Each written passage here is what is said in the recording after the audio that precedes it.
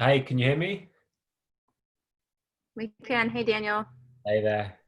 We have, it looks like attendees are kind of being joined automatically. We only have one extra on right now, so it's okay. But just to let you know, I guess the pre-mode didn't get set up properly. So if everything is good for you, we'll just hang on and you can chat to us.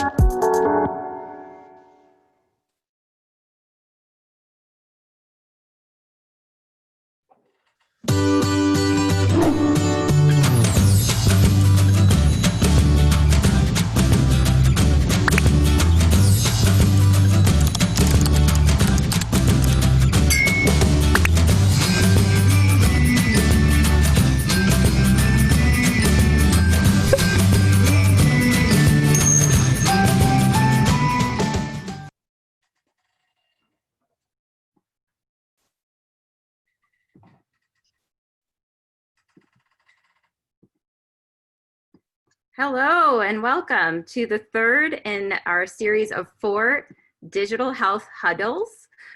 We're here today with Burnalong for a social and stretch. My name is Jasmine McNeil. I am the program manager for the Chesapeake DHX initiative, and I also work with the Johns Hopkins Medicine Technology Innovation Center on design. I'm really excited to get moving today. So I'm going to go ahead and go through some rules of engagement that should make your participation today a little bit more enjoyable and more interactive. So to get started, one thing we always encourage is to use the chat feature that's at the bottom of your screen. You can chat just to the panelists if you'd like, or you can chat to everyone. So go ahead and introduce yourself, say where you're from, share your LinkedIn profiles, feel free to ask questions. There's actually a Q&A feature at the bottom of your screen as well if you'd like to ask questions formally there. And that actually allows you to upvote questions. So if there's a question there that you like already, you can go ahead and use that feature to upvote questions. We will have some interactive polls for you today, and really excited to kind of get your feedback on this topic and show you guys some answers there. So please participate. And then for best viewing, we recommend, if you're familiar with the Zoom platform, to use gallery mode, which allows you to see multiple speakers at once, especially when our moderator and our speaker get going. That's the best viewing format. And then one other kind of tip that I want to talk to you about, we do have a few panelists that won't be talking at certain points during this session. So if you want to ever click on the sort of 3 dots on the side of the panelist's photo, you can actually click to hide non-video participants. So I'd recommend you doing that if you're trying to sort of view the fullest version of the speakers today. So I did want to talk to you all a little bit about the agenda for today. So we will be talking a little bit about Chesapeake DHX, which is the initiative that's hosting this. And this is presented by Anchor Ventures as well. We will be introducing you to our lovely speakers. We have an activity to get us moving, which I'm really excited about.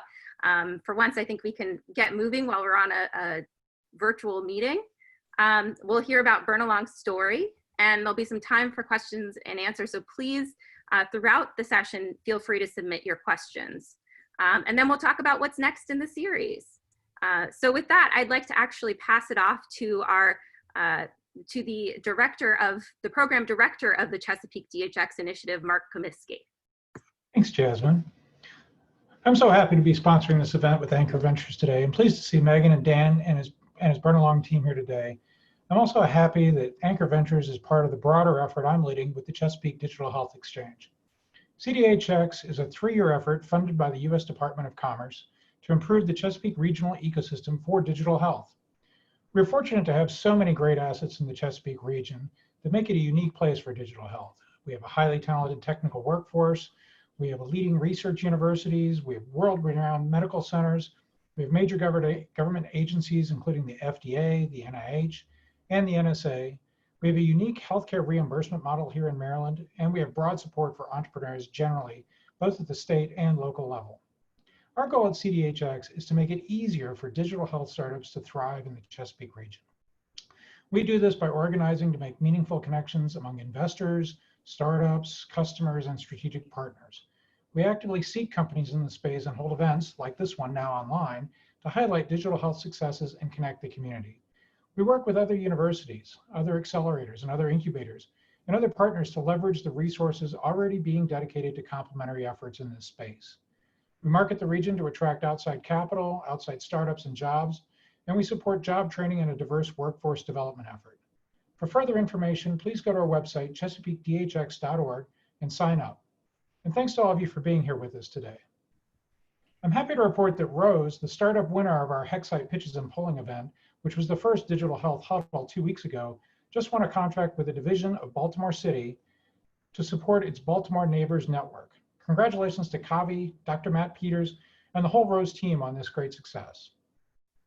And now I'd like to introduce Megan Waller, our guest host and director at BW Tech at UMBC, it's a mouthful there, where she oversees the life sciences and cybersecurity incubators, and Daniel Friedman, co-CEO of Burnalong, described by Inc. magazine as pioneering a new approach to wellness. Daniel's a former columnist for Forbes and began his career at the Wall Street Journal. Megan and Daniel, take it away.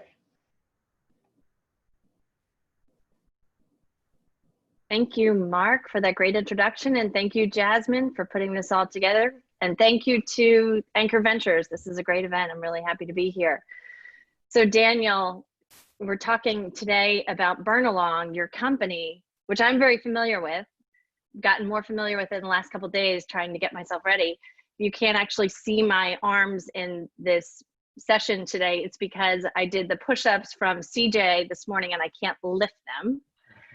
But other than that, it's been a great experience to get involved with Burnalong. Can you tell everybody what Burnalong is and about your company? Sure, and you're looking very relaxed. So I'm sure you did some mindfulness classes as well, and you're just in a great place right now. Sure. So Burnalong is an online video health and well-being and social motivation platform. And what you can do on Burnalong is you can take online classes, live or on demand, across more than 45 different categories of programming. You can do those classes on your own or live with others. And programming ranges from your classic cardio and yoga through to things like sleep and mindfulness, through to Parkinson's disease, arthritis, chronic conditions. There are kids workouts. So whatever stage in life you are, you can take online classes that are going to work for you.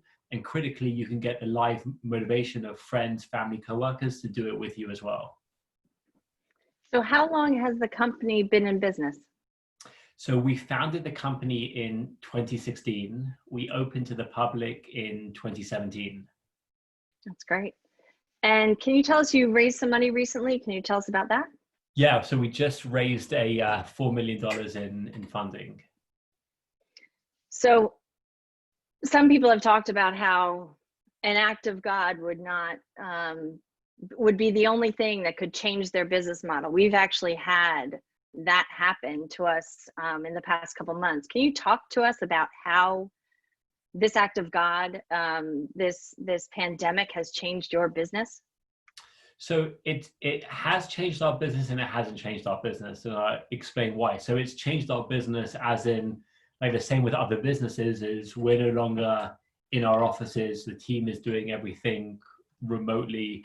It's changed the way that a lot of our partners are thinking about things.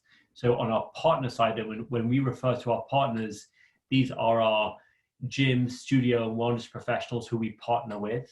You know, our approach is we have a Spotify type model. So we partner with hundreds and hundreds of local gyms, studios, and wellness professionals who put their classes onto Burnalong.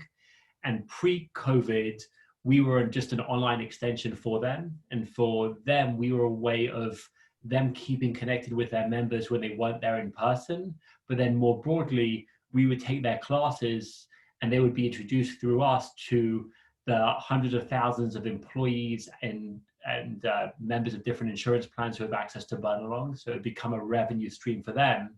What COVID has done is, for all those content partners, online now is the only thing that they're doing.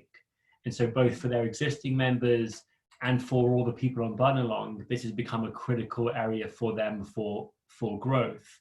But as you look at the bulk of our business, so the bulk of our business is we work with employers, we work with insurers for members of their plans and for their employees as their digital solution. The shift has been, in the word of just say one senior person in a plan I was speaking to earlier today, is gone from being digital, being something, okay, it's a nice to have, to it now being critical. So if you're thinking about your employee wellness, you're thinking about your family's wellness, you're thinking about your members' wellness, the only solution for them right now is a digital solution. And so we've seen just a lot of people just accelerating their plans with us because of the COVID situation. Okay, that's great. So do you have a demonstration for us as to how to do some of these online classes? Yeah, so we've got from our team my colleague Alex, who is both a wellness professional and works with insurers and companies across the country, and so he's gonna lead us through some stretches. Awesome. Well, thank you, Daniel. And I would encourage everybody at home to stand up. I know it's 4 o'clock. You've probably been sitting all day. Maybe you're dragging a little bit. You're a little tight in the shoulders. So if you can, stand up. If you can't, you can stay seated. You can do all this stuff. We're going to take about 2 minutes here and just loosen up. You know, it's one of the best things we can do is bring some energy and some life back to our muscles. So let's start with our neck, because that's where we hold a lot of tension. So nice and easy, we're going to take our chin to our chest. We're going to do 3 big circles with our neck to the right, and then to the left. We're going to do it 2 times through. Ready? Chin to the chest, and roll it to the right. Nice and easy. Don't rush it. If you feel it a little tight, a little tweaked, back off. All right, pause. Chin to the chest to the left. One more. All right, same thing back to the right. We like to take, some midday movement breaks every now and then to just take a break. Now to the left. Help you recenter, get out of that work environment for just a few minutes and take care of yourself. All right, we're gonna work our way down the body now with one of my absolute favorite exercises for your postural muscles, that upper back. It's a reach and retract. So it's very simple. We're going to take our arms out in front of us. We're going to push them as far away from the body as we can. And then we're going to retract them back. Thumbs point backwards, shoulder blades squeeze together. 4 more times. Reach, retract. If you really like the stretch here in the reach, just hang out there for a minute. Reach. 1 more. Awesome. All right, about 1 minute left. We're going to pick up the pace a little bit with an upper jack. So this is your jumping jack without the legs, because I know some of you are still in that seated position. 10 times. Ready? Up and down. Nice and easy. Now it might seem silly, but what we're doing is working the shoulder through the full range of motion. Working the shoulder in those ranges of motion is going to keep them healthy, keep the joints lubricated, and hopefully stave off some of those aches and pains that we all get. I lost count. Do 2 more. 1, 2. All right, next thing, crossbody punch. Right arm punches over to the left side, left arm to the right side. 8, 7, 6, 5, 4, 3, 2, 1. Last one. Ready? If you're seated or standing, arms at your sides. Let that right arm slide down the right leg. Left arm down the left leg. Loosen up the core of the obliques. Down the left. 1 more each side. 1, 2. And the last thing, as always, we're going to take a deep breath in and let it all out. Release all that tension. Hope that kind of woke you up, energized you for the rest of the session. Thanks for letting me do that, Daniel. Have a great one. Thank you, Alex. That was great. That was great. I Thanks, Alex. definitely needed that. Yeah, I don't know. I probably should have turned off my mic because you probably could have heard my back cracking and all of those things. So tell us about, so you briefly went over how you were getting customers, and what was your original strategy, and how has that changed over time? Yeah, so the most difficult thing, as people know, is getting that first set of customers. So we had this concept that if you bring people choice of programming, if you bring them relatable programming, they'd be more likely to do the programming. And like what that means is, if you've got someone who's here in Baltimore and is 300 pounds and on diabetes medication, showing them a 22-year-old with a 6-pack from LA, not relatable. It's not meeting them where they are. So our thesis was, you show people programming and instructors local to them that they're going to find relatable and inspiring, number 1. And number 2, you bring them the social motivation of others. If you think about, Megan, why you just jumped up right now, it was because Alex was there on the screen and I'm on the screen and everyone's looking at you and like, you're going to do it, right? Otherwise, how often at 4 o'clock on a Thursday afternoon are you doing exercises in the middle of the day? Probably less often. So that the choice of programming, meeting people where they are, and the social motivation will get people to do much more. So the next question we had was really getting those initial clients to see that our thesis played out. And that was the toughest bit. Was I remember just getting our first couple of clients, and at the time we'd get a company with 100 employees, and it was a massive thing for us to have people who are willing to say, yes, we believe your thesis is right, and we're going to pay you to have access to your platform. Once we started getting those initial customers on the platform, and then critically we were showing that this was getting better results for their employees, that's when the flywheel started turning. And that's when those customers would become references for us, and other customers would come. You know, and now as we look across this region, our clients range from Baltimore City to McCormick to Brown Advisory to Montgomery County to George Mason University. We've got construction companies, we've got trade unions, we've got banks, we've got tech companies. And now it's just one feeds off the other. People have great experiences with Burnalong and they refer others to us. But it was that first set of clients that was the hardest part. Since everything has changed, it's been fun to see some of the classes actually being held by instructors in their own home, which is a challenge for them, I'm sure, but also brings it around that they're dealing with the same thing that we're dealing with. So it's been great that you guys have been able to adapt that way. And it's also interesting because people, especially when it comes to fitness and wellness, have a very much preconceived notion of what it should look like, right? And you think from Jane Fonda onwards, this is what an instructor looks like, and this is how it should be filmed. But the reality is that approach hasn't been working. I mean, you look at this country, you've got only 15% of the population goes to a gym or studio. 80% of the population doesn't get the recommended levels of exercise. 40% of adults are dealing with obesity. 78% of those 55 plus have got chronic conditions, and that just goes on.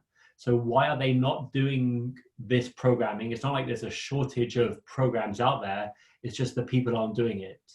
And the big reason why they're not doing it is they're not finding the program relatable and accessible, and they're not getting the motivation to do it.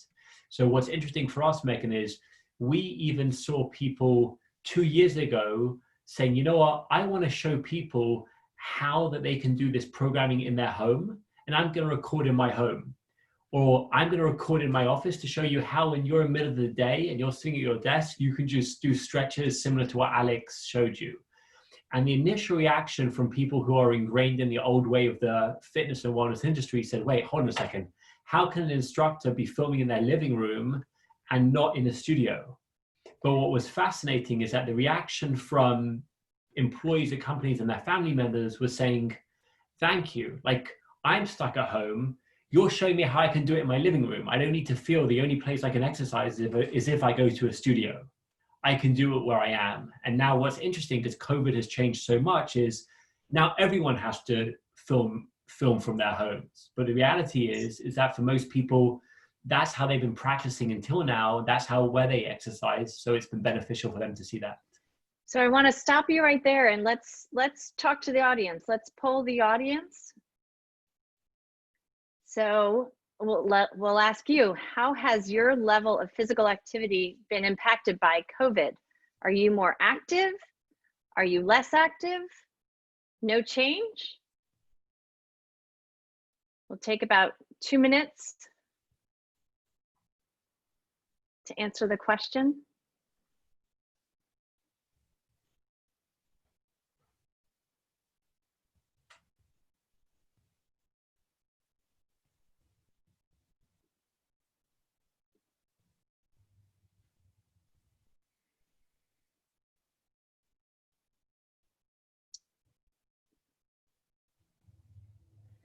So here we've got almost yeah, I think we're good on responses. You're less active.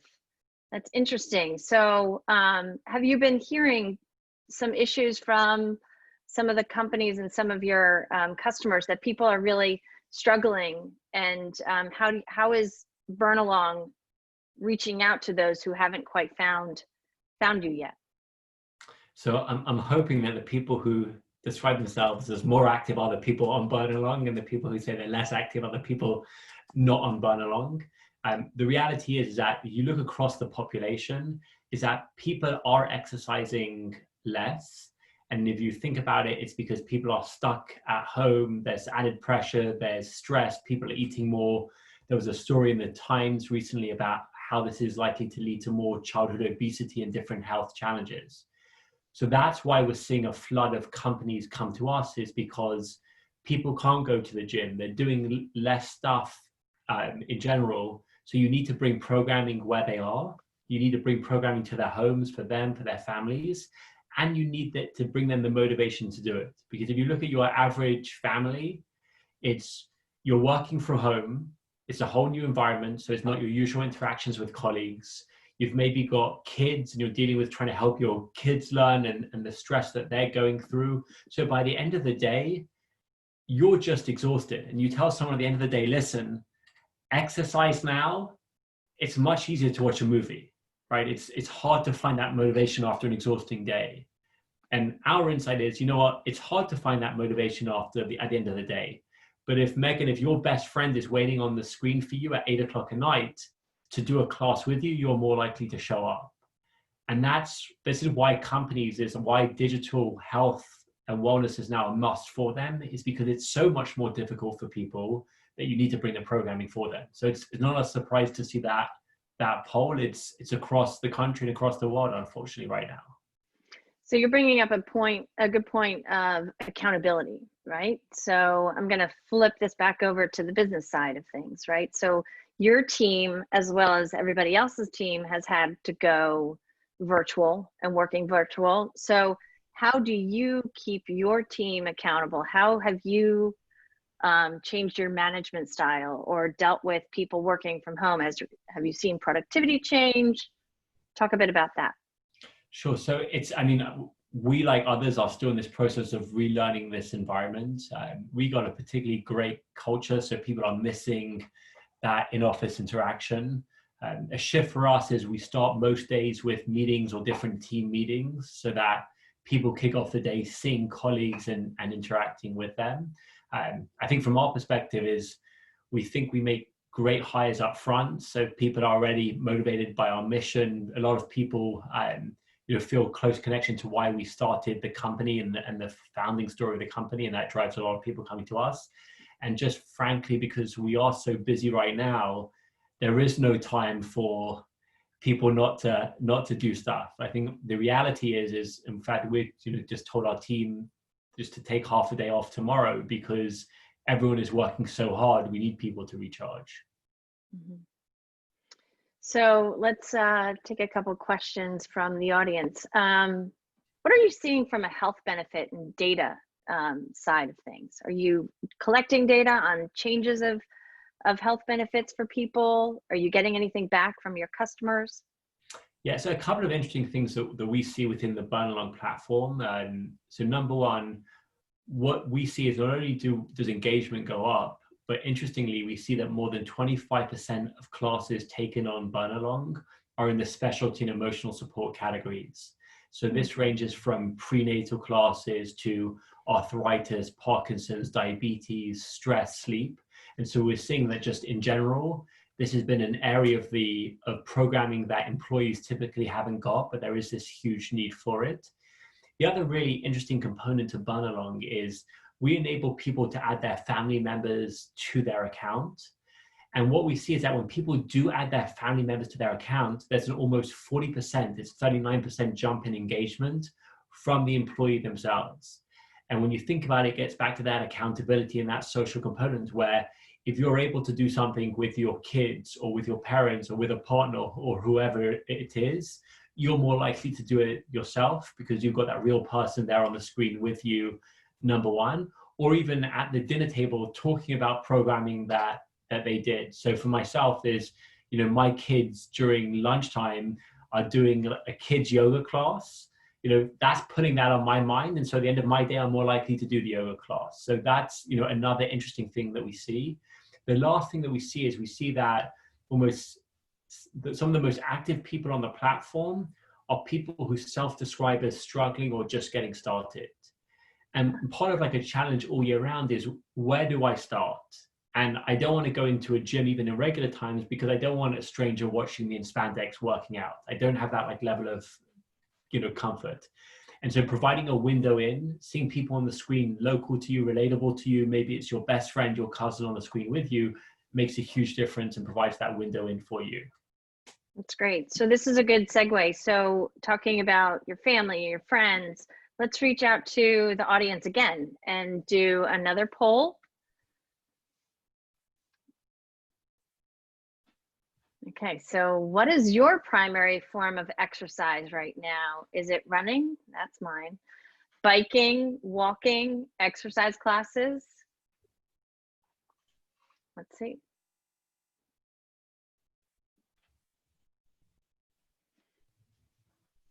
Yeah, we've been able to have the kids do the program with us in the basement.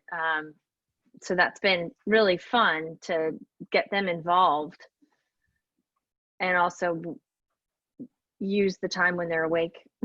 They sleep a lot. So let's see where we are on our poll answers. Okay, walking, that's great. So a lot of people are getting out and probably going around the neighborhoods. It's a pretty hard thing. I wonder, if I could, I would ask a follow-up question. How many people are walking in their apartments? But we can leave that for another day. That's great to hear. So what do you think has been some of the factors that have brought you this success, the place where you are right now? I think it's a couple of things. Is one, I think definitely the fact that we were founded with a deep mission for a deep reason that people find relatable. I think number two, because there is this huge gap right now, and we've identified this gap. Hard work and a great team. And just switching topics just on the last poll, the other question that asks people is, what are they doing for their emotional health? Because that's often something that's really neglected. But now we're seeing more than ever is that people are under immense amount of stress, whether it's their job has been furloughed or eliminated, or friends or families have been through that, or they're working from home. It's just more stressful interacting with people. Their kids are working from home. They're trying to guide their kids.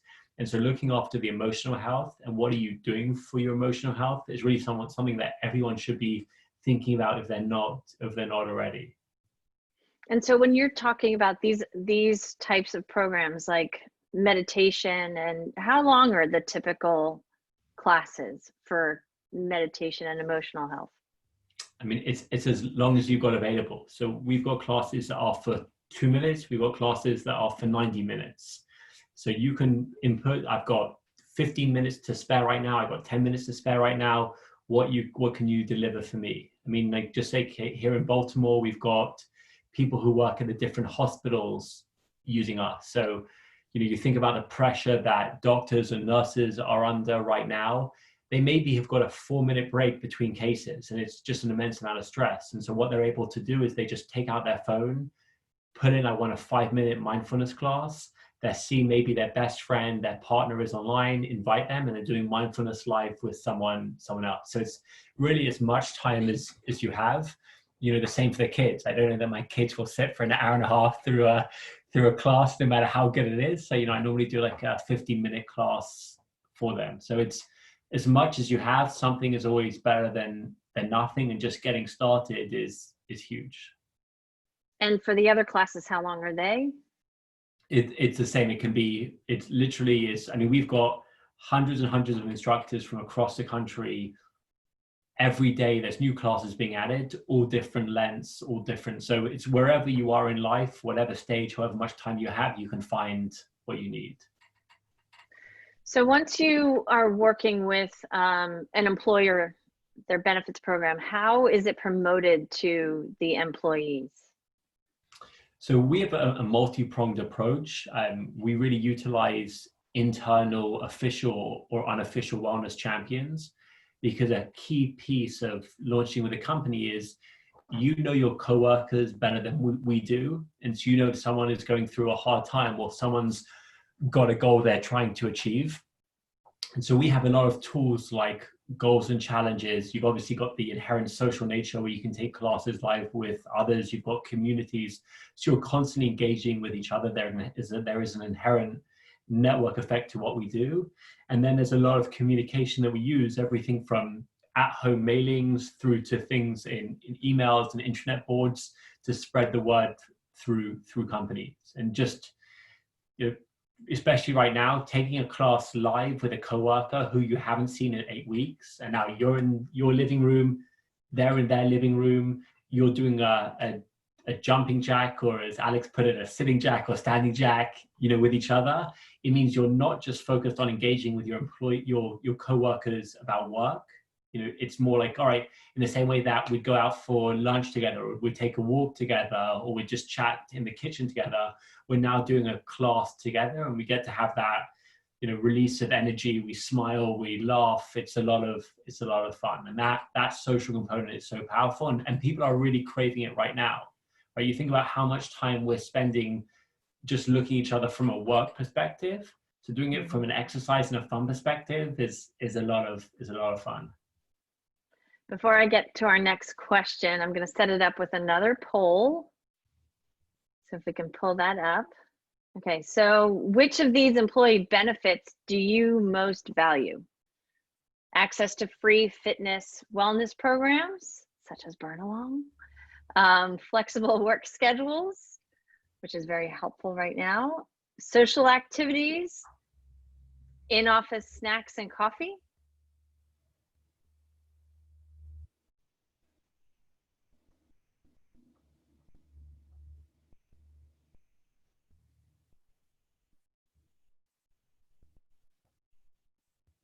Some people might want to write in, is that actually available?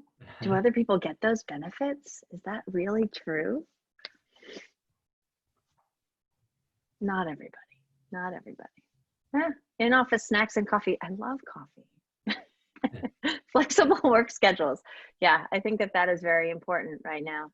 Access to free fitness and wellness programs. I think we're going to see a lot more of those as the years progress, and we find that we're, you know, dealing with a lot of health issues, right? Is that a key driver for a lot of employers now? I mean, there's health issues, but you look at what are the stresses that affect employees, and the top things that affect employees' stress levels is their health and well-being. And especially as people get older, there are more and more health challenges that people are thinking about. There's emotional and mental health challenges. But the other bit as well is also financial wellness. So, you know, that's another area that we cover. And so you look at the top stressors for employees, it's their physical health, their emotional health, their financial health. And so an employer offering guidance, so we've got classes on how to think about student debt or how to plan for retirement. So it's helping you in a number of different ways. And you think about right now, as people are dealing with a lot of stress across those areas, that programming just helps you and guides you. So does Burnalong reach out to the employees, or is the employer kind of encouraging the adoption? How does it work internally? Yeah, it's both. So we have a whole onboarding campaign and ongoing engagement campaign that communicates to different employees about what they may find in particular benefit from Burnalong. There's goals and challenges, there's communities, there's just ongoing engagement on our end. And there's definitely from the company side as well of wellness champions, promotions. It really takes, it takes a village, as it were, and it takes a whole company inside and outside to drive, to drive engagement. So tell us more about your team. How many people do you have? What kind of, who's working technology, content, exercise, recruiting? Tell us about that structure. Yeah, so this is changing right now as we're hiring a bunch of people right now. So I think we were at 18 people a week ago. We're at 1920 now. We're about to be at 2122 next week. So we're adding people to the team. So now our team is split across, there's our engineering and product team, there's our sales team, there's our content partners team that works with all our gyms, studios, cancer specialists and hospitals, everyone who's putting content onto Burnalong. And then we've got our customer success and corporate team that once the client comes on, helps them on that journey and maximizes their experience with Burnalong. So what kind of background does somebody like that typically have? Are they coming from the insurance side? Or are they coming from recruiting side? So I say we've got an eclectic range of backgrounds on the team. You know, what we look for is passion, commitment to our mission, and inherent ability and optimism. We really hire for our values first. A lot of the things that you do, you can learn on the job. So we really look for culture fit and potential first. Often with a startup is we're doing things differently to a traditional industry. So we don't necessarily want people just doing things that they've been doing things beforehand. We want a fresh approach. And then we've got other people who are really seasoned and experts in their area and can help us. So we've got a wide range of people on the team, just terrific people. So if you could go back to February 28th or March, the first week of March, before Lifetime ago. Yeah, exactly. A lifetime ago. What would you, it's kind of like before you were getting on the life raft, what would you have brought with you? What would you have done if you knew that this was coming? What would you have done differently? Yeah, I guess sounding like a country music song, right? If I knew then what I know now, you know, I think probably like most people, probably would have reacted quicker or earlier to COVID. I mean, we shut down our offices pretty early in Maryland, but you know, I was traveling in February I was on the West Coast, I was in Boston, I was in New York, I was traveling all over. So I definitely didn't appreciate the seriousness of this. Probably would have sold a bunch of my stocks earlier that I was holding if I knew then what was gonna happen. Like some of our senators that I'm learning. You know, I'd say is that and probably would have reached out and tried to help guide a lot of our content producers earlier, saying like, hey, this is going to be coming, you know, you need to be prepared earlier. I think everyone was really, or most people didn't react as early as they should have because we just didn't know how bad it was going to be. So you also had just raised money, right? So can you tell us like what that experience was like? I know that people are now having a very different experience trying to raise money. People are a bit, the VCs are a bit more conservative, to say the least, right now. Can you tell us about your experience raising money? Have you gone back to the same investors? Have they been helping you? Yeah, so we raised money during COVID. We just closed the round at the end of April 30th was when we closed the round. And it was led by existing investors who'd seen our growth, and they'd also seen that COVID hadn't slowed down people's engaging with us. It just sped up people's engagement with us. And we had some new investors come in as part of that, people who'd been tracking us for more than a year. We were oversubscribed for the round, so unfortunately we had to turn down quite a few investors. And, you know, what's interesting for us, Megan, is before COVID, people would say to us, okay, like your business is flying in good times, but everyone knows when there's an economic downturn, wellness is cut. So how are you going to do in a downturn? And that was people's question about us. So once we showed that actually when the economy was slowing down, our business wasn't, and people are still prioritizing their wellness, and employers and insurers are, for a lot of people, that was just the stamp that they needed. So I think we're definitely fortunate. We're definitely fortunate that our existing investors and some of our biggest investors really believe in us, and they've been seeing this growth and have been with us, you know, from, you know, a couple of years now. So we're fortunate from that perspective. It's definitely a hard time when it comes to capital. My expectation and just what I'm seeing with, you know, we get investors continually reaching out to us about like, when's our next round, what are we going to be doing, is that there is capital out there to be deployed. And once that initial panic is over, investors, their job is to deploy capital. And so they've got to look at companies that are going to both survive as well as thrive in this period. And I'd say that lastly, and it's just, it's a thank you to, Hopkins is an investor in us, and some other local investors have been just really helpful to us with introductions, and support and mentions.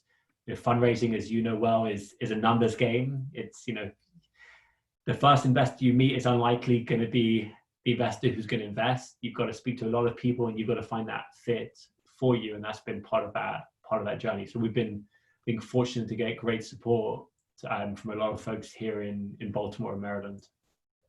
So one thing that has probably worked against you is that everybody else is also online and bandwidth is now an issue.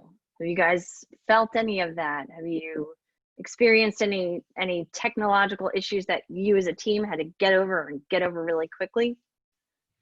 I mean, there is always things, new challenges to overcome. A lot of those are good challenges. Like when you go from, when you add 100,000 users, there's just new capabilities that you need. When people's need changes, that shifts.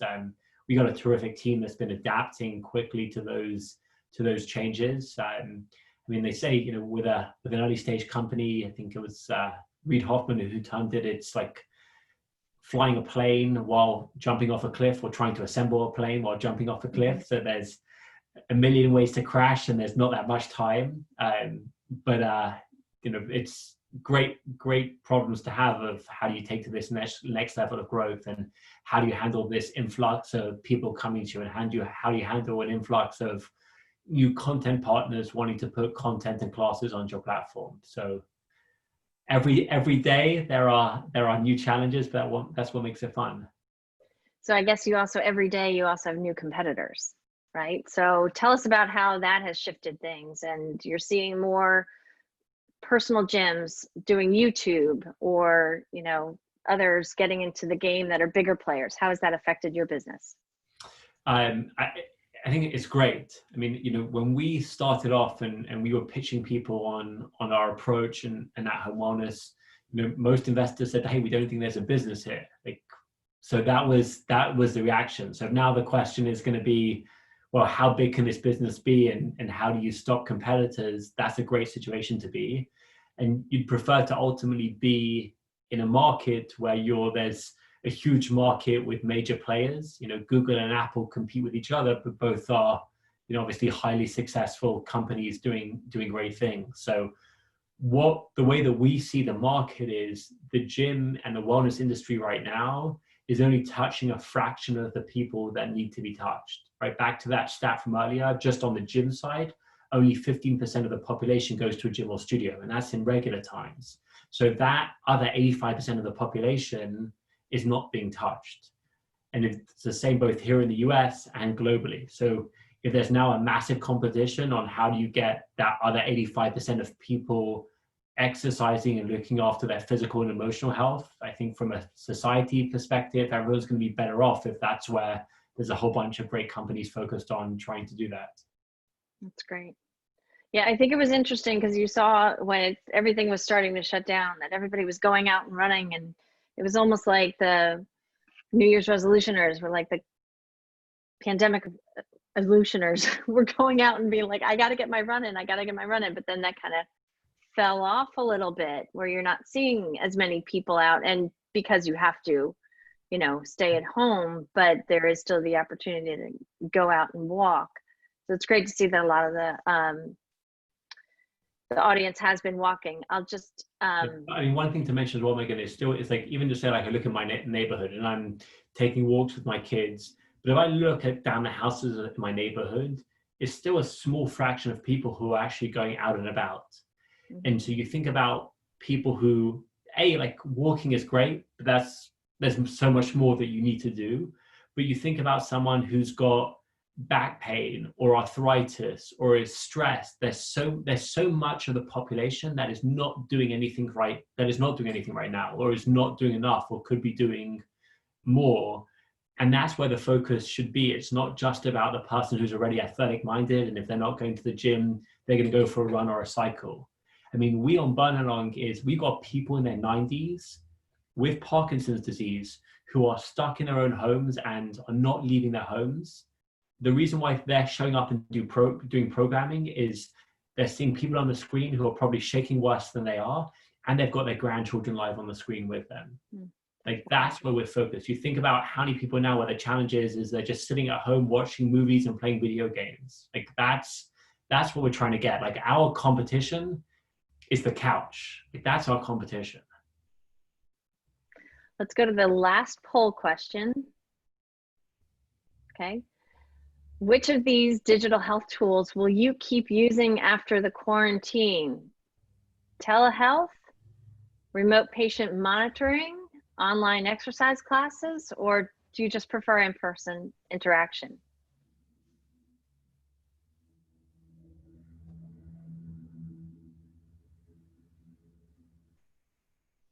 Let's see. It's been an interesting experience over the past couple of weeks trying to navigate all of these different things. And you know, we had Emoca on just a couple days ago to talk about their trajectory in their company and how things are changing for them. So waiting for the poll results to come up in just a second. So interesting. It looks like everybody is continuing to be using digital health tools, and that's great. It's so. And I mean, the other part, Megan, is that also this is the question is implying that it's either or, right? But if I say to you, you know, do you like going to watch the Ravens in person in the stadium in normal times? It's yeah. Do you like watching the Ravens on TV? Sure. Do you like going to your favorite music concert in person? Do you like listening to them on Spotify or Pandora? There is this mindset, and this is what we come to challenge, that it's either in person or online. But our key interaction is in regular times, you go to your favorite instructor in person, and in between, you're staying connected with them on Burnalong. It's some of our most active people are people who go in person, but the other 2-3 days a week, they're doing their favorite instructor online, and the reverse. Like, our goal in regular times, if someone who's never been to a gym and studio, is that they discover a great instructor in Burnalong and they go in person, because then they're going to go in person, they're going to want to do more. And instructors would tell you is they get people walking up to them in a class and say, hey, I've been taking your class online on Burnalong, I'm now here in person. We've had people literally drive from Philadelphia to Baltimore to meet instructors in person who they discovered on Burnalong. So it is, you know, we're focused on a symbiotic relationship where technology can help bridge online and offline experiences, but it's not designed to replace it. And especially during now, it's really serving that bridge, but no one's going to want to do a Skype or Zoom or Hangouts call with their brother, sister, cousin versus seeing them in person when they can.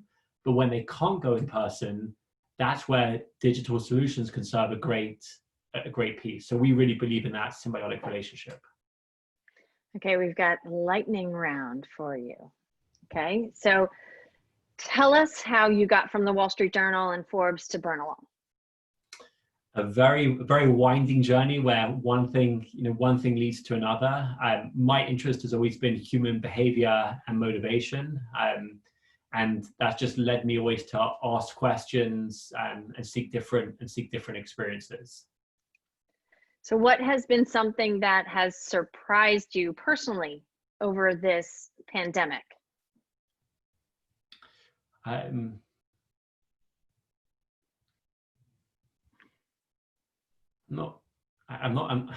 don't have a quick answer. I don't have a quick answer. Maybe it's that you really just don't like cheese. I don't know. Let's see. So tell us about what advice you would give to business school students. You know, I would say who is might that, be looking to start a company. Sorry. yeah, I'd say is that especially if you're looking at an early stage company or you're starting a company, it's really, really hard to do. It is a roller coaster. And so really believe in what you're doing and be passionate about it, and feel that this is something that you'd want to do and you'd enjoy doing, even if you weren't getting paid for it, and even if there wasn't going to be a great outcome for you, because it's really tough starting a company. It's tough. It is a roller coaster. And unless you've got that passion for it and that belief, it's going to be really hard to stick to it. I'd say that's number one. And number two, just surround yourself with great people. You know, I'm very fortunate to have a terrific co-founder. Definitely makes a huge difference. And if you don't have a great co-founder, then surround yourself with great advisors, because two minds are better than one, and having other people to bounce ideas off with and take you and support you in that journey is really important. And also make sure that your family is supportive of what you're doing, because it really is, it's a journey. You're in it together. You know, I'm fortunate that my wife has been a great supporter for what we do. That's really critical. I'm fortunate that I'm friends with your wife. So She's actually she's one of the last people that I hugged before you were told you're not allowed to hug anyone. So I will forever remember that. So yeah, so that's great. So what's next for Burnalong? So we're focused on now building up the team, scaling across the country, and then taking it internationally. And then the next step for us is just delivering more and more value to people, where ultimately where we're getting to is, if we know that this is your goal, this is what you're looking to achieve, whether it's toning, training for a marathon, or you've got a condition that you're trying to deal with, we know what is the programming that you need and what is the social support that you need to get you to the outcome that you want to get to. And that's what we're focused on getting to as the next step. Do you find yourself partnering with any other digital health tools? We're partnering with a lot of now hospitals. So we work with Hopkins, we work with others, where we're focused more and more on everything from women at risk of gestational diabetes through to geriatrics, getting ready for surgery, through to COPD. And so a lot of our focus is partnering with specialists and delivering like that programming that they need with them. Okay, and last question. You said that your biggest competitor is the couch right now. So what, Daniel, are you binge watching? What am I binge watching?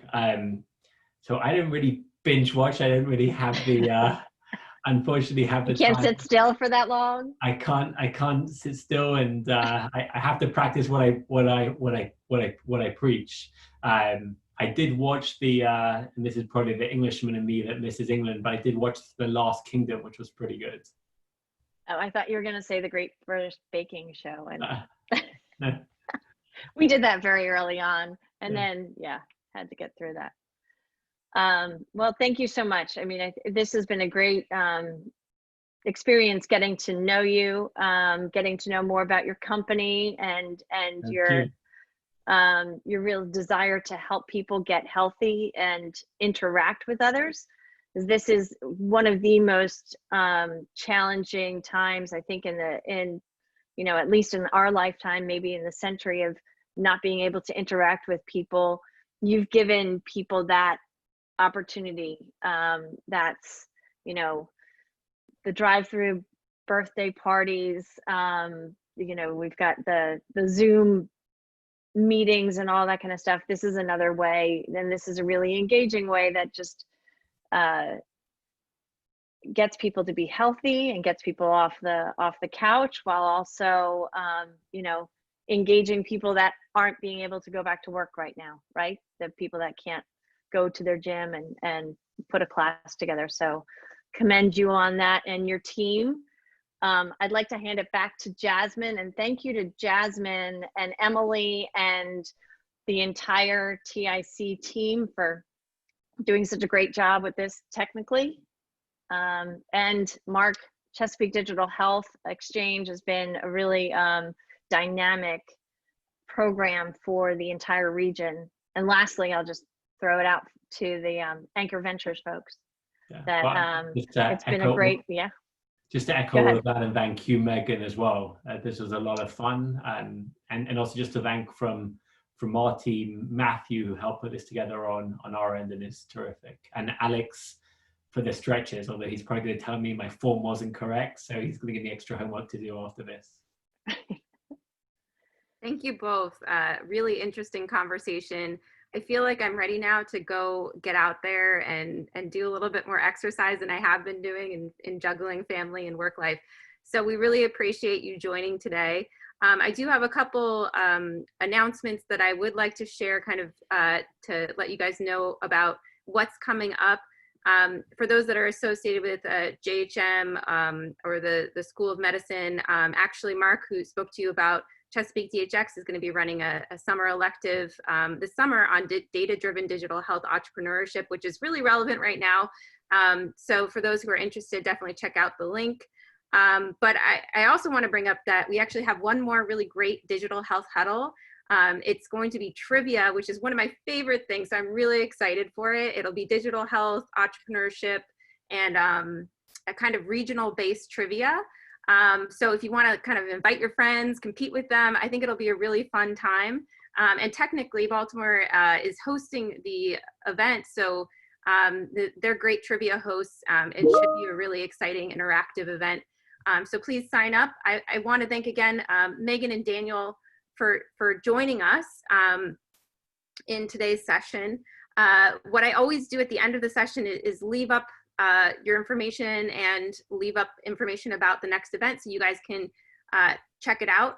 But that's the end of today's program. So I will let you guys see yourselves out, and thank you all attendees for joining us today.